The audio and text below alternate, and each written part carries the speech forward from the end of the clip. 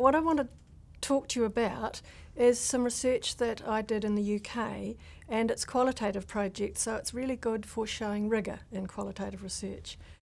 What I want to talk to you about is the one that I did in the UK about women's experiences of breastfeeding.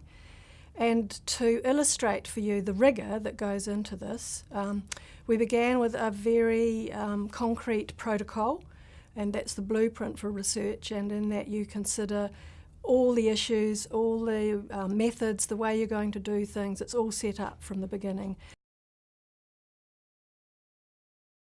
So one of the main things involved in this research is having an advisory panel, and that advisory panel is made up of experts in the field. So we had GPs and paediatricians and midwives, but we also had several consumer representatives on this panel, and their job is to keep the researcher honest, and they guided the project in terms of helping with recruitment. So we got what we called a maximum variation sample, so that was as much variation as possible in people's experiences, but also in age, cultural background, socioeconomic status and nationality and so on, religious beliefs, and regions of domicile across the UK as well, so we covered as much as we could.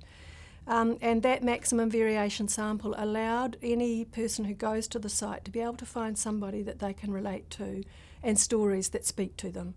And we used to say as a research group that if you couldn't find something there that related to you, we hadn't done our job properly.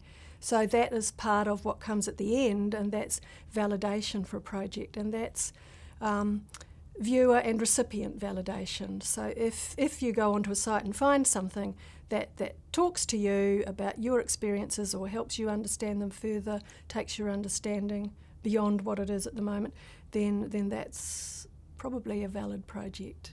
So that was an important part. Another really important part of ensuring rigour in this study was to have what we call a buddy researcher alongside the researcher who's doing all the interviewing and the analysis and the writing up of topic summaries, including illustrative clips from the video material that goes onto the site.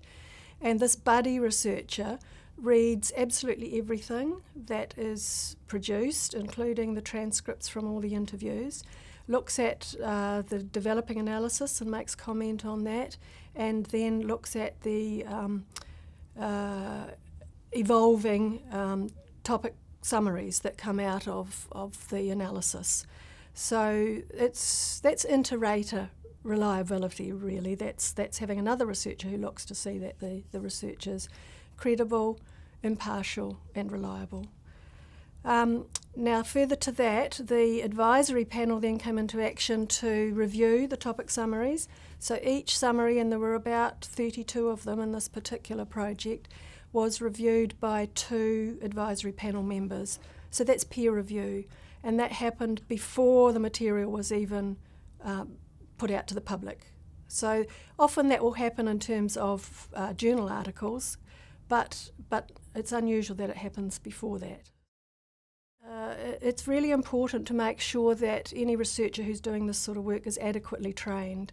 So they must be trained in the methods and also be trained in the technical stuff. Because I was doing video and audio recordings of the interviews, I needed to know how to set up the camera in the most appropriate place in somebody's home. So you're thinking on the hoof, as it were, in looking at light, looking at disturbances like telephones, or in one case a researcher had a dog chew through the cord, which came across as a nasty crackle and then eventually a cutout of the recording, and making sure there's no traffic noise. And somebody else was recording in a conservatory and there was a hailstorm.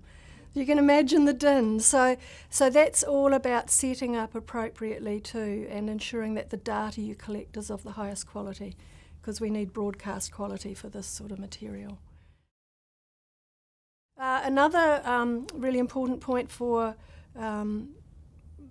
encouraging or ensuring rigour is to send transcripts of interviews back to the participants so they can have a look at them, they can see that what you have written down is what they said and that it comes across in the context of what they wanted to say. They can also have second thoughts about something that they've said that they think, oh, perhaps I'd better not put that statement about my mother-in-law out there in public, for example. So they are able to verify that what you have there written down is what they said and remove anything that they don't want to become public. And that's actually quite an important part. It gives participants in research time to reflect upon what they've said and make sure that what they're putting out there is accurate and as they want to be represented. Because we have to remember that we're representing real life stories here and to the world, actually.